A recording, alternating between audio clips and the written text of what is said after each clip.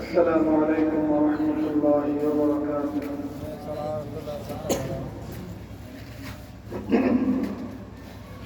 الحمد لله وكفى وسلام على عباده الذين اصطفى.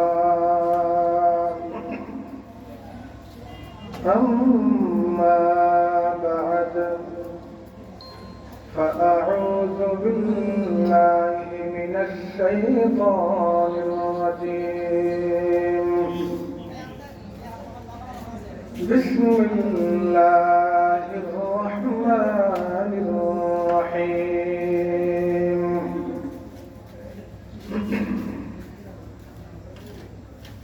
أولئك الذين امتحن الله قلوبهم للتقوى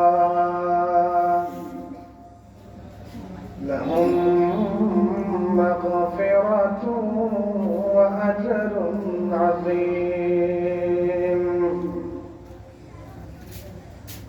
وقال سيدنا رسول الله صلى الله عليه وسلم: الله الله في أصحابي لا تتخذوهم غرضا من بعدي، فمن أحبهم فبحبي أحبهم، ومن أبغضهم فببغضي أبغضهم. صدق الله العظيم وصدق رسوله النبي الكريم، ونحن على ذلك لمن الشاهدين والشاكرين، والحمد لله رب العالمين। নবীজির শানে মুহাব্বতের সাথে দরুদ শরীফ পড়ি। আল্লাহুম্মা সাল্লি আলা মুহাম্মাদিন নবিয়্যিল উম্মি ওয়া আলা আলিহি ওয়া সাল্লিম তাসলিমা। জুমার দিন আসরের ফরজের পরে এই দরুদের উপর আমল করলে, 80 বার এই দরুদ পড়লে আল্লাহ তাআলা 80 বছরের গুনাহ মাফ করে দেন। 80 বছরের নফল ইবাদতের সওয়াব আমলনামায় দান করেন। আগামী জুমায় আল্লাহ তৌফিক দিলে আমল করব তো ইনশাআল্লাহ। আবার বলি, আল্লাহুম্মা সাল্লি আলা মুহাম্মাদিন নবিয়্যিল উম্মি ওয়া আলা আলিহি ওয়া সাল্লিম তাসলিমা।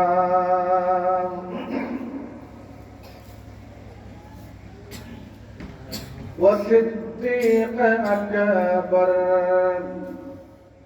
وفاروق أعظم وصديق أكبر وفاروق أعظم وعثمان حيدر صحابة صحابة وعثمان حيدر صحابة صحابة حیات ان کے سارے لٹا دینے والے हयातुन के सारे लुटा देने वाले के हक पहुँच दर दर सहाबा सहाबा के हक पहुँच दर दर सहाबा सहाबा ला इलाहा इल्लल्लाह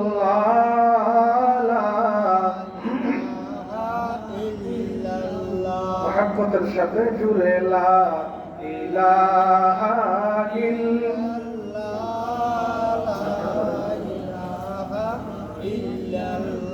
ला इलाहा इल्लल्लाह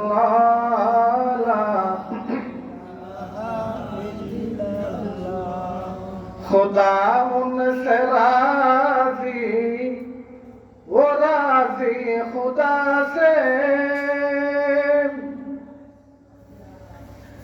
खुदा उनसे राजी वो राजी खुदा से वो इस्लाम पर सहाबा सहाबा वो इस्लाम पर सहाबा सहाबा ला इलाहा इल्लल्लाह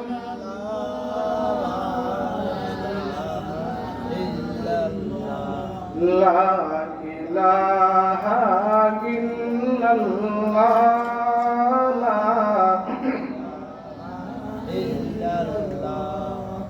ला इलाहा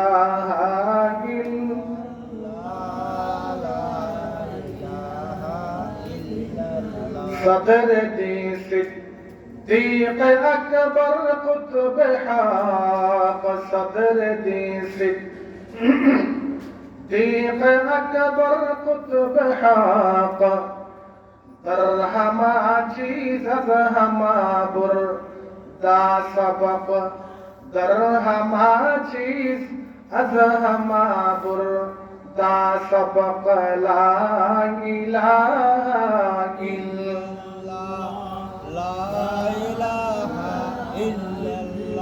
ला इलाहा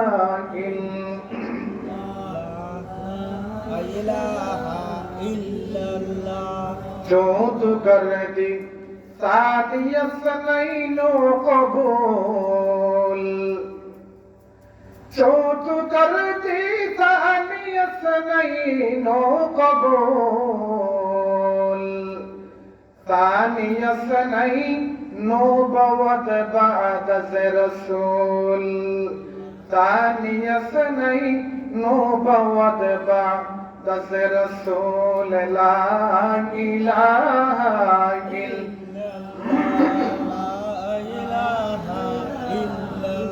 ला इलाहा इल्लल्लाह ला इलाहा इल्लल्लाहु मुहम्मदुर रसूलुल्लाह सल्लल्लाहु अलैहि ওয়াসাল্লাম পটিয়া থানার ঐতিহ্যবাহী দক্ষিণ এশিয়া বাইতুল ইসলামিয়া মাদ্রাসা হেফজখানা ও এতিমখানার ৪৭তম বার্ষিক সভা আজ ১৪ নভেম্বর 2025 ইংরেজি রোজ জুমাবার যে মহান মালিক আমাদেরকে সুস্বাস্থ্যের সহিত হাজিরি দেওয়ার তৌফিক দান করলেন তার শাহী দরবারে কালিমাতুশ শুকর আদায় করছি আলহামদুলিল্লাহ। অত্র মাদ্রাসার বুজুর্গ জিম্মাদার হযরত মাওলানা হাফেজ আমিন হক সাহেব এবং মাওলানা কারি আনোয়ার হোসেন সাহেব সহ দিগর আসাতিজায়ে কেরাম, বাবার বয়সী মুরব্বীগণ, সমবয়সী বন্ধুগণ, পর্দার আড়ালে অবস্থানরত সাজেদা কানেতা সম্মানিতা মা ও বোনগণ, বর্তমান মুসলিম সমাজে যাদের আলোচনা একেবারে নাই বললেই চলে, তাদের নাম সাহাবায়ে কেরাম। সমাজে যদি মুসলমানদের মধ্যে যদি জরিপ চালানো হয়, দেখা যাবে আবু বকর নামের কোন নামাজি সমাজে নাই। নামাজিদের মধ্যে যদি জরিপ চালানো হয়, দেখা যাবে ওমর নামক কোন নামাজি মসজিদে নাই। ওসমান নামক কোন মুসল্লি মসজিদে পাওয়া যায় না। আলী নামক কোন নামাজি মসজিদে পাওয়া যায় না। ঠিক বললাম না বেঠিক বললাম? মুসলমানদের মধ্যে সাহাবায়ে কেরাম, যাদের স্থান আল্লাহর কাছে সমস্ত নবীগণের পরে কিয়ামত পর্যন্ত আনওয়ালা সমস্ত ঈমানদারদের আগে, সেই সমস্ত সেরা সেরা সাহাবায়ে কেরামদের নামে পর্যন্ত মুসলিম সমাজের মধ্যে নাম তালাশ করলে পাওয়া যাবে। তার কারণ আমাদের সমাজে সাহাবায়ে কেরামের আলোচনা একেবারে শূন্যের কোঠায়। যেই সমাজে পীর আউলিয়াদের আলোচনা, গল্প, ইতিহাস বেশি হবে, সেই এলাকায় সাহাবায়ে কেরাম উপেক্ষিত, এটা বহুকাল থেকে। যতই আমরা কিয়ামতের নিকটবর্তী হচ্ছি, রাসূল পাকের জামানা থেকে দূরত্বে অবস্থান করছি, এই যুগে সাহাবায়ে কেরাম আমাদের সমাজে উপেক্ষিত হয়ে যাচ্ছে। দুঃখের সাথে বলছি, যে সাহাবায়ে কেরামের মাধ্যমে আমরা দ্বীন পাইলাম, যে সাহাবায়ে কেরামের কবর সুদূর চীনে, রাসূল পাকের মামা সাদ ইবনে আবি ওয়াক্কাস রাদিয়াল্লাহু তাআলা আনহু, যিনি চীন যাওয়ার সময় চট্টগ্রাম বন্দরে লঙ্গার করে ইসলামাবাদ নাম দিয়ে দ্বীন প্রচার করে চীনে গিয়ে তার কবর হয়েছে। এই সমস্ত রাসূল পাকের কলিজার টুকরা সাহাবায়ে কেরামদের আলোচনা আমাদের সমাজ থেকে উঠে যাওয়ার কারণে আজ এই সময়ে যখন আমরা এই বিশ্বে বসবাস করি, বিশেষ করে বাংলাদেশের মতো এই সমাজে সাহাবায়ে কেরামদেরকে সমালোচনা করানোওয়ালা বহু দিনদার নামাজি যাদেরকে আমরা মনে করি, তারা পর্যন্ত রাসূল পাকের সাহাবায়ে কেরামদের বিরুদ্ধে কথা বলা শুরু করেছে। ঠিক কিনা করে বলেন তো? সম্মানিত হাজিরিন, আপনি যদি উস্তাদকে পরীক্ষা করেন, উস্তাদ যেহেতু সম্মানের পাত্র, আপনি তো তাকে যথাযথ পরীক্ষা করতে পারবেন না। সহজ উপায় হলো ছাত্রকে পরীক্ষা করা। অর্থাৎ ছাত্র দেখে বোঝা যায় উস্তাদ কেমন হবে। কথাটা বুঝেন নাই? ছাত্র দেখলেই বোঝা যায় উস্তাদ কেমন হবে। একজন উস্তাদকে পরীক্ষা করতে হলে তার ছাত্র দেখলেই বোঝা যাবে না? সেখানে রাসূল বলেছেন, ইন্না হাযাল ইলমা দীনুন ফানজুরু আম্মান তাখুযু দীনাকুম। আল্লাহ পাকের এই দ্বীন, এই ইলম, আসমানি ইলম, এগুলো দ্বীন, যে ইসলাম ছাড়া, যে দ্বীন ছাড়া আল্লাহর কাছে অন্য কোনো ধর্ম গ্রহণযোগ্য হবে না। কার নিকট থেকে তুমি গ্রহণ করো, আগে তাকে পরীক্ষা করো, তাকে যাচাই বাছাই করো। বলেন তো, 1,46,000 সাহাবায়ে কেরাম, এরা কি এমনিতেই রাসূলের উপর ঈমান এনে কালিমা পড়ে মুসলমান হয়েছেন, না রাসূলকে পরীক্ষা করেছেন?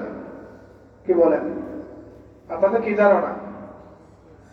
সাহাবায়ে কেরাম রাসূলকে কোন অলৌকিক ঘটনা, মুজিজা, কোন পরীক্ষা না করিয়া কালিমা পড়ে মুসলমান হয়েছেন, নাকি রাসূলকে পরীক্ষাও করেছেন? পরীক্ষাও করেছেন। এটা তো লামিয়াতুল মুআজ্জাজাত একটা কিতাব আছে, আমাদের মাদ্রাসায় পড়ানো হয়। এখানেও আছে, বাইতুল নূর মাদ্রাসায়ও আছে। কাফেররা এসে বলতেছে হাতের ভিতরে কে আছে এটা বলতে হবে। কার কাছে? মুহাম্মদুর রাসূলুল্লাহ। হাতের ভিতরে আছে পাথর। আচ্ছা বলেন তো, পাথর কি কথা বলতে পারে? হ্যাঁ, কিন্তু পাথর যদি কথা বলে সেটার নাম মুআজিজা, সেটার নাম কি হবে? কাফেররা বলতেছে হাতের ভিতর কি আছে সেটা বলতে হবে। রাসূল কি বললেন? হাতের ভিতর কি আছে সেটা আমি না বলিয়া তোমার হাতের ভিতর যেটা আছে সে যদি বলে দেয় আমি কে, তখন কি হবে বলো? কথা বোঝাইতে পারি নাই? হাতের ভিতর তুমি কাফের হাতে কি আছে আমি বলবো না, হাতের ভিতর যেটা আছে সেটা যদি বলে দেয় আমি কে, তখন কি করবা বলো? তখন কি মুসলমান হবা? তার মানে কি এরা হাতের ভিতর পাথর নিয়ে পরীক্ষা করার জন্য এসেছে কাকে? মুহাম্মদুর রাসূলুল্লাহ। তাহলে উস্তাদ কেমন দেখতে হলে ছাত্র দেখলে চেনা যায়।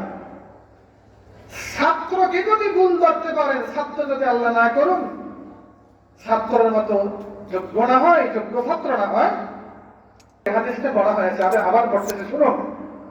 আল্লাহ আল্লাহ ফি আসহাবি লা তাত্তাখিদুহুম গরাদাম মিন বা'দি ফামান আহাব্বাহুম ফাবিহুব্বি আহাব্বাহুম ومن أبغضهم فببغضي أبغضهم أو كما قال عليه الصلاة والسلام। রাসূল বলেন সাবধান সাবধান, আমি নবীর সাহাবী সম্পর্কে সাবধান। আমি নবী দুনিয়া থেকে বিদায় গ্রহণ করার পরে আমার সাহাবায়ে কেরামকে তোমরা লক্ষ্য বস্তু বানাবে না। কারণ যার যে উম্মতের কলিজায় আমি নবীর সাহাবীর প্রতি ভালোবাসা রয়েছে, আমি নবী ধরে নিব আমার ভালোবাসার কারণে আমার সাহাবীকে ভালোবেসেছে।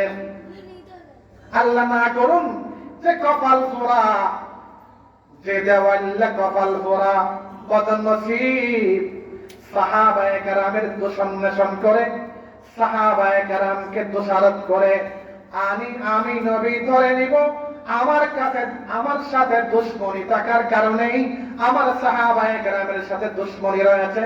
জোরে বলুন না নাউযুবিল্লাহ। এই হাদিসটা প্রত্যেকটি জুমার দ্বিতীয় খুতবায় তেলাওয়াত করা হয় মসজিদের মিম্বরে। কি বোঝা গেল? সাহাবায়ে কেরামের সমালোচনা করা যাবে, কথা বলুন আমার সাথে। সাহাবায়ে কেরামের দোষারোপ করা যাবে কোশ্চিন কালেও না, সাথে সাথে ঈমান চলে যাবে। হারাম, কবিরা গুনাহ, তওবা করা মাফ হবে না, নতুন ভাবে কালিমা পড়ে মুসলমান হওয়া লাগবে। কোরআনে পাকের সূরাতুল হুজুরাতের 3 নম্বর আয়াত আমি তেলাওয়াত করেছি, শুনুন। আল্লাহ তাআলা বলেন উলাইকাল্লাযীনা ইমতাহানাল্লাহ। ইমতিহান আমাদের মাদ্রাসায় বলা হয় ইমতিহান, সেমাহি ইমতিহান, ষষ্মাহি ইমতিহান, সালানা ইমতিহান। ইমতিহান মানে কি? পরীক্ষা। ইমতিহান মানে এটা কোরআনের ভাষা, কোরআনের আয়াত। উলাইকাল্লাযীনা ইমতাহানাল্লাহু কুলুবাহুম লিত্তাকওয়া। আল্লাহ তাআলা বলেন সূরাতুল হুজুরাতের 3 নম্বর আয়াত, আমার হাবিবের সমস্ত সাহাবায়ে কেরাম থেকে পরীক্ষা নিয়েছেন কে? আল্লাহ বলেন আমি নিজে। উলাইকাল্লাযীনা ইমতাহানাল্লাহ, আমার হাবিবের সমস্ত সাহাবায়ে কেরাম থেকে আমি আল্লাহ নিজেই পরীক্ষা নিয়েছি। পরীক্ষার স্থান কুলুবাহুম, সাহাবায়ে কেরামের অন্তর, সাহাবায়ে কেরামের কলিজা। তাহলে আবার বলেন পরীক্ষককে? জোরে বলতে হবে। পরীক্ষককে? পরীক্ষার্থী কারা? সাহাবায়ে কেরাম। পরীক্ষার্থী সাহাবায়ে কেরাম। প্রশ্নপত্র তাকওয়া, প্রশ্নপত্র তাকওয়া। আল্লাহ তাআলা কি বলেন?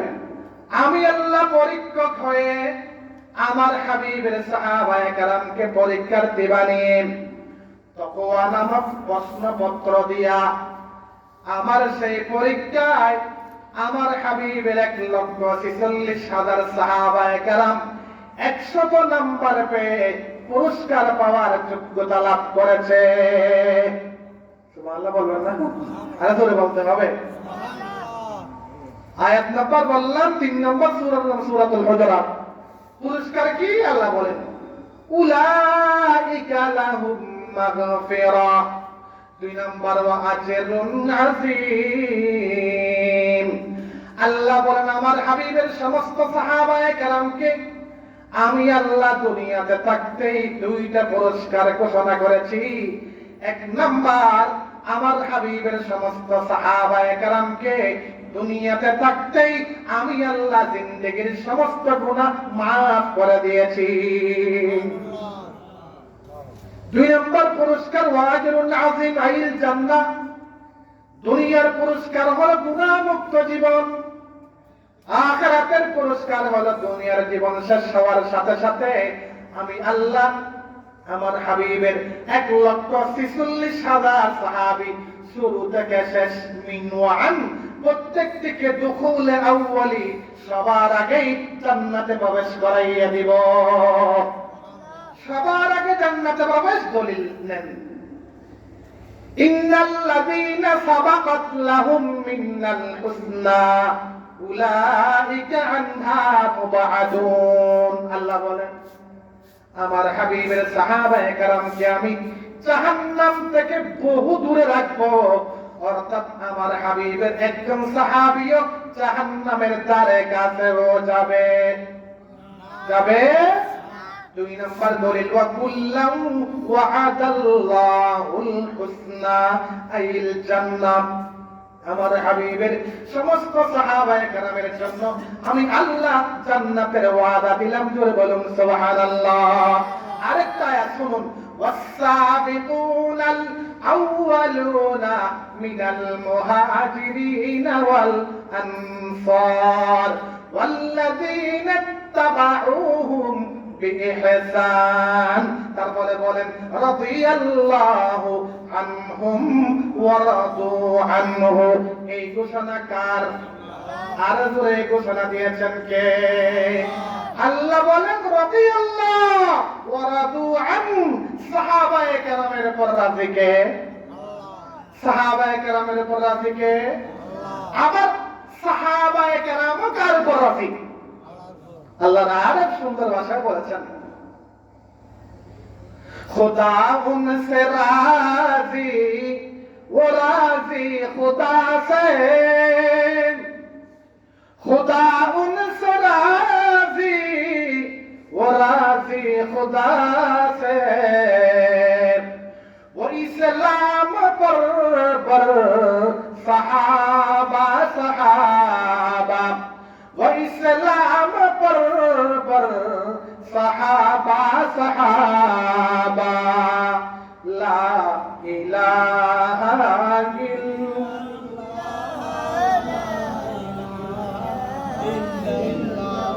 जुरे ला इलाहा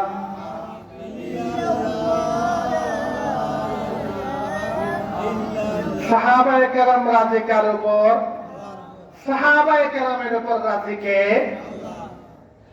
এতটুকু থাকা সত্ত্বেও রাসূল বলেছেন আমার সাহাবীর উপর কালিমা লেপন করবে না। আমার সাহাবীর প্রতি দুশমনী রাখা মানে আমি নবীর সাথে দুশমনী রাখা। নবীর সাথে দুশমনী রাখা মানে কার সাথে দুশমনী রাখা? তারপরেও কি সাহাবায়ে কেরামের সমালোচনা করা যাবে? সেই কারণে আগেই বলেছিলাম যে এই সমাজে সাহাবায়ে কেরামের আলোচনা উপেক্ষিত হবে, সেই সমাজে সাহাবায়ে কেরামের বিরুদ্ধাচরণ কর্মরা লোক তৈরি হয়ে যাবে। যদি বলুন না নাউযুবিল্লাহ। আমাদের দেশে মক্কা মদিনা থেকে ৭,০০০ কিলোমিটার দূরে, রাসূলের জামানা থেকে ১,৫০০ বছর পরে, সেই কারণে আজ সাহাবায়ে কেরাম আমাদের সমাজে উপেক্ষিত হওয়ার কারণে সাহাবায়ে কেরামের সমালোচনা করাওয়ালা মানুষ আমাদের সমাজে বের হয়ে গেছে। সেই কারণে স্পষ্ট ভাষায় বলি, সাহাবায়ে কেরামের বিরুদ্ধাচরণ করার জন্য যদি একটু কলম ধরে জবান খুলে সবার আগে কওমি উলামায়ে কেরাম, দেওবন্দি উলামায়ে কেরাম তাদের দাঁত ভেঙে দেওয়ার জন্য প্রস্তুত ছিল, আছে এবং থাকবে। ঠিক কিনা জোরে বলুন। উলাইকাল্লাযীনা ইমতাহানাল্লাহু কুলুবাহুম লিত্তাকওয়া লাহুম মাগফিরাহ ওয়া আজরুন আযীম। আল্লাহ বলেন আমার হাবিবের সমস্ত সাহাবায়ে কেরাম থেকে আমি নিজে পরীক্ষা নিয়েছি, সমস্ত সাহাবীকে আমি পরীক্ষার দিবা নিয়েছি, তাকওয়া নামক প্রশ্নপত্র দিয়েছি। আমার সেই পরীক্ষায় 100 নাম্বার পেয়ে পুরস্কারের যোগ্য হয়েছে এই ঘোষণা দাতাকে। এরপরও কি সাহাবায়ে কেরামের উপর কালিমা লেপন করা যাবে?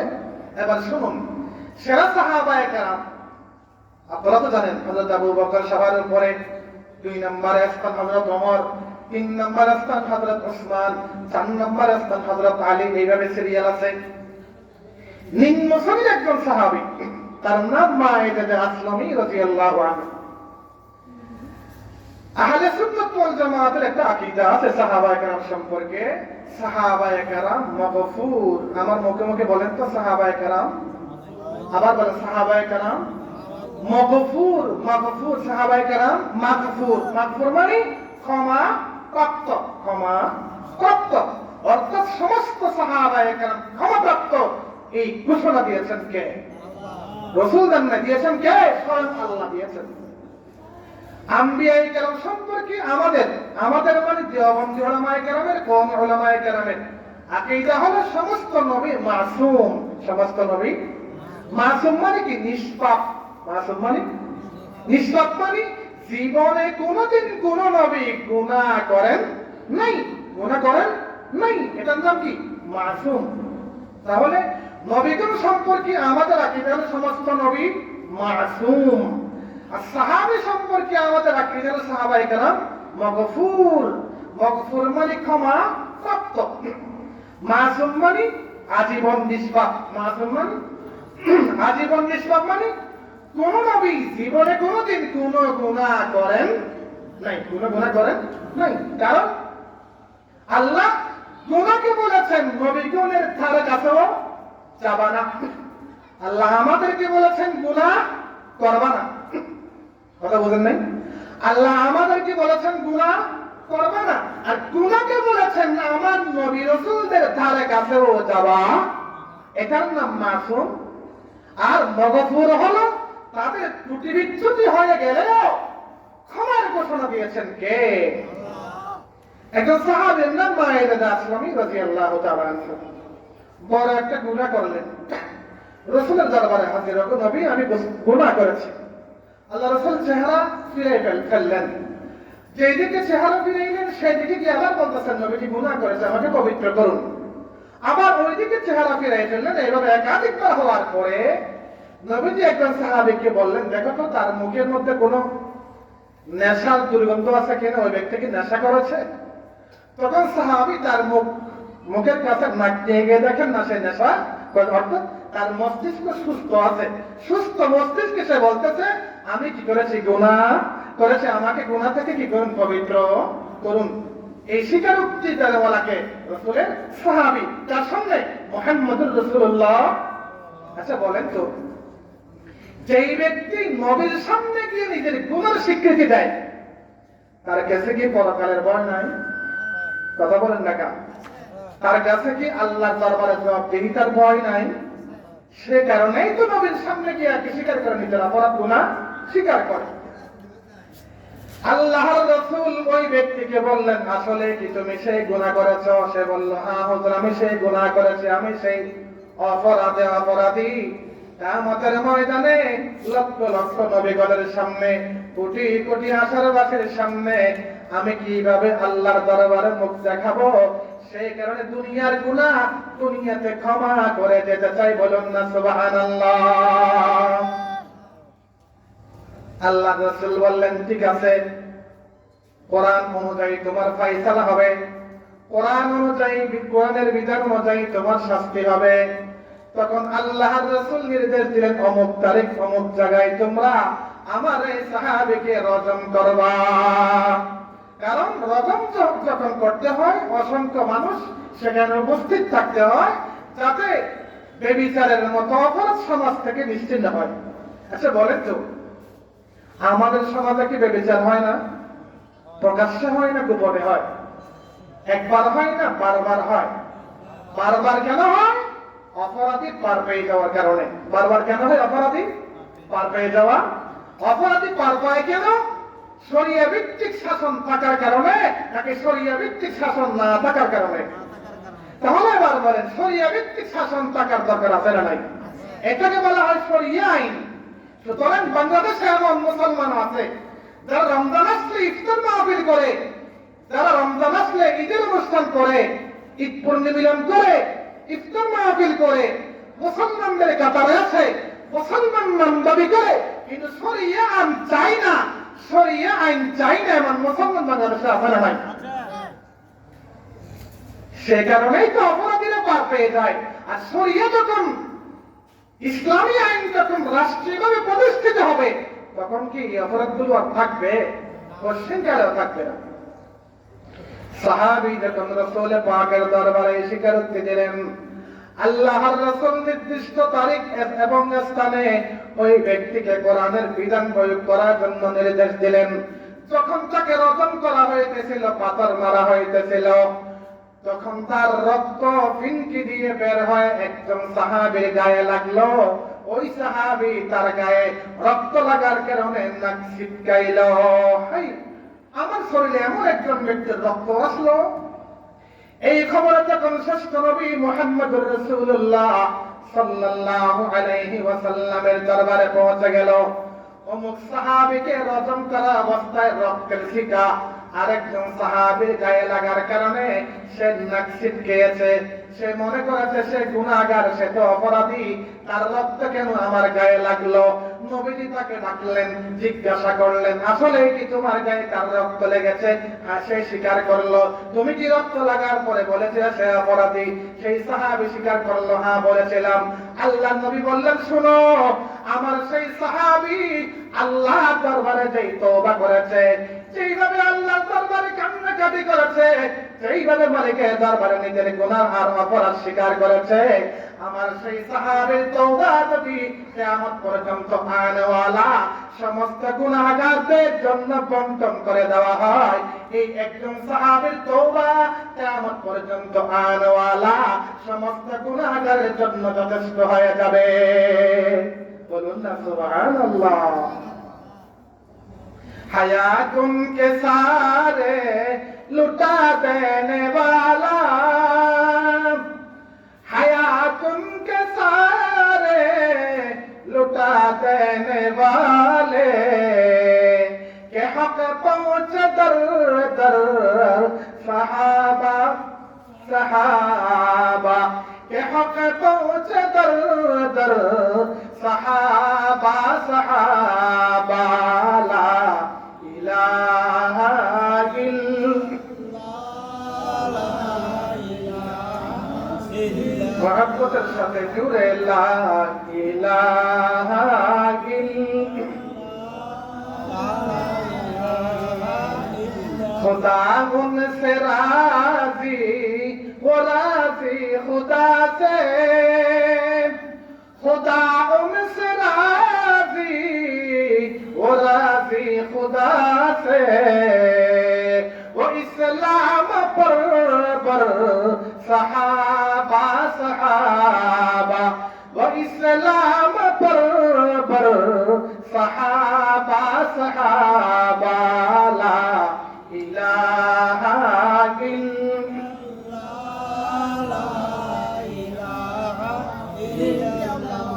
ला इलाहा इल्लल्लाहु मुहम्मदुर রাসূলুল্লাহ সাল্লাল্লাহু আলাইহি ওয়াসাল্লাম।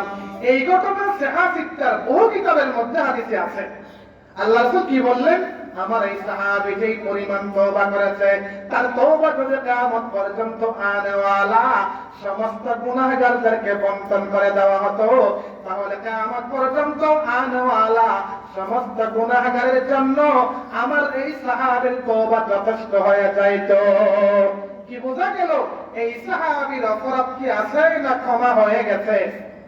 ক্ষমা হয়ে, সেই কারণে আল্লাহ তাআলা ঘোষণা করেছেন, উলাইকাল্লাযীনা ইমতাহানাল্লাহ কুলুবাহুম লিত্তাকওয়া লাহুম মাগফিরাতুন ওয়া আজরুন আযীম।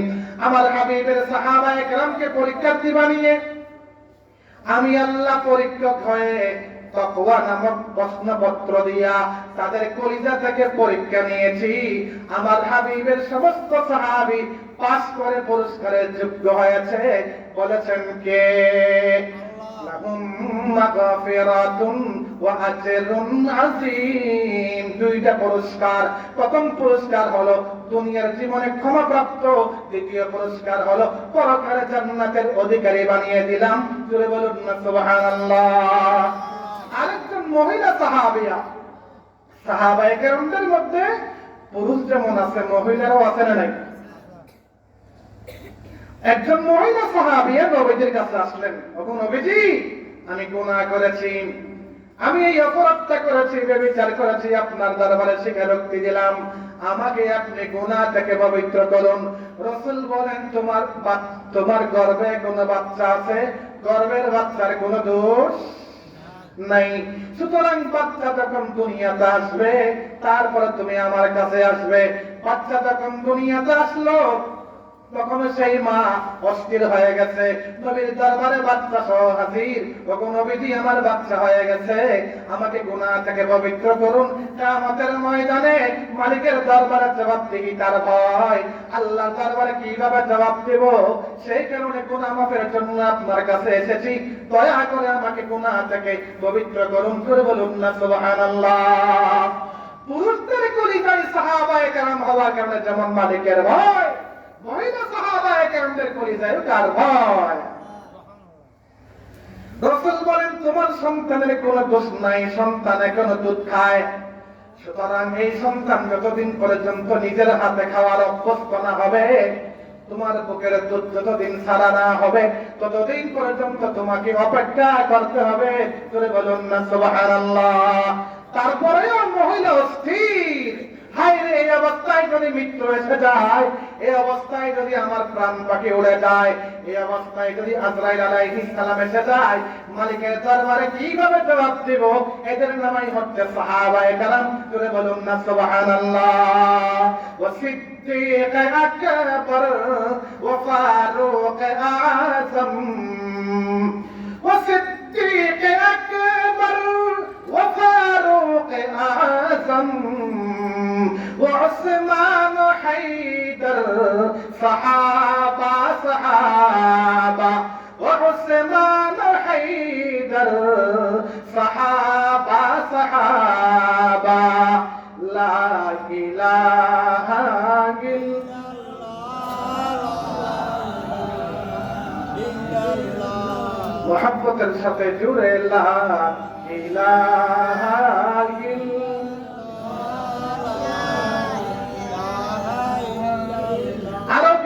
পরে বাচ্চার হাতে রুটি দিয়ে ওই মহিলা সাহাবী নবীজির দরবারে হাজির। হলো নবীজি, অনেকদিন অপেক্ষা করলাম, না জানি মৃত্যু কখন এসে যায়, আমার বাচ্চা একটা রুটি হাতে নিয়ে মুখে দিতে পারে, দয়া করে আমাকে একটু গুনাহ থেকে পবিত্র করুন, আমি গুনাহ মুক্ত হয়ে দুনিয়া থেকে বিদায় গ্রহণ করতে চাই। জোরে বলুন না সুবহানাল্লাহ।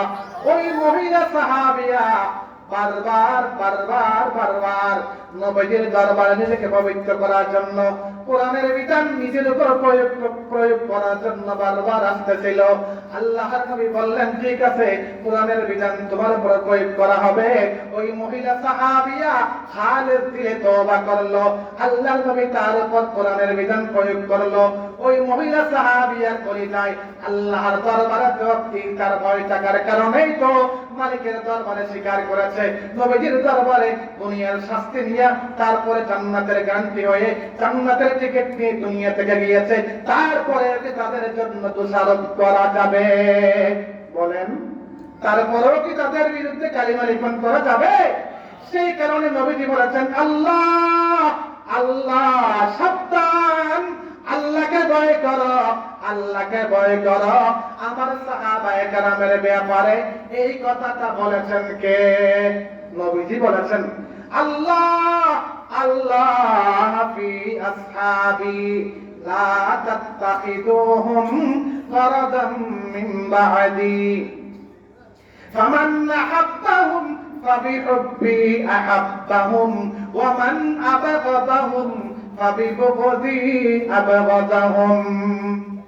রাসূল আরো কঠোর ভাষায় বলেছেন, ক্বালা রাসূলুল্লাহ সাল্লাল্লাহু আলাইহি ওয়াসাল্লাম, ইযা রাআইতুমুল লাযীনা ইয়াসুব্বুনা আসহাবি ফাকুলু লা'নাতুল্লাহি আলা শাররিকুম আও কামা ক্বালা আলাইহিস সালাতু ওয়াস সালাম।